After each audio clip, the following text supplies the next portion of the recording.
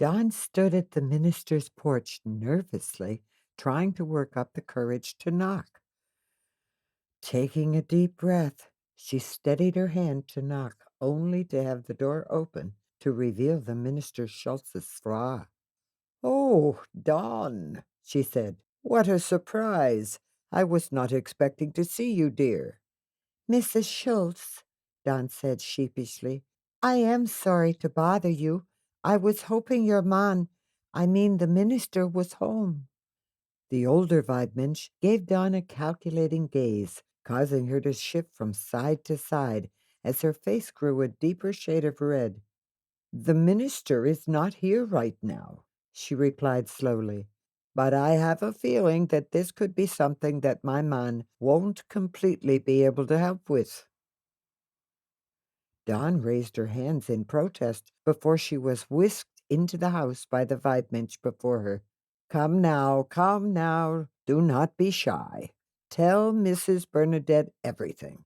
The minister's Frau sat Dawn in a chair in the kitchen as she went to put the kettle on the stove. "I will make us some tea." She pulled down 2 mugs, put the tea strainers into the cups where they awaited the water which was boiling away. "Tea has a way of soothing the soul," Bernadette said as she took a seat. "Now tell me, what is bothering you, dear?" "I don't even know where to start," Dawn replied, red-faced. "There is just so much that has been bothering me recently." Bernadette took Dawn's hands into hers comfortingly. "One usually begins with the beginning," she said wisely, "no matter how far back it is." Dawn sat in silence as she wondered where the beginning was, let alone where to look for it. Her embarrassment only grew as the silence filled the room, almost suffocating her, as she jumped at the squeal of the kettle on the stove. "Do not worry, my dear," the portly Weidmann said as she rose from the table to make their tea, before bringing it back to the table and sitting down. "Here," she said, pushing the mug towards Dawn. "Sometimes tea and a listening ear are just what the soul needs."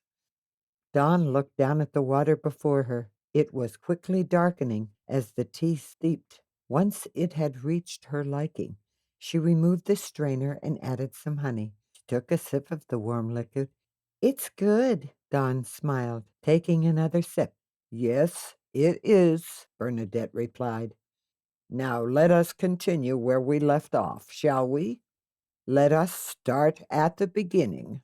Over tea and a few hours, Don retold the dreadful time they had had with the teenage Bua and the trouble they had caused. "I will lie awake at night, my body tensed as if they were going to disturb us again.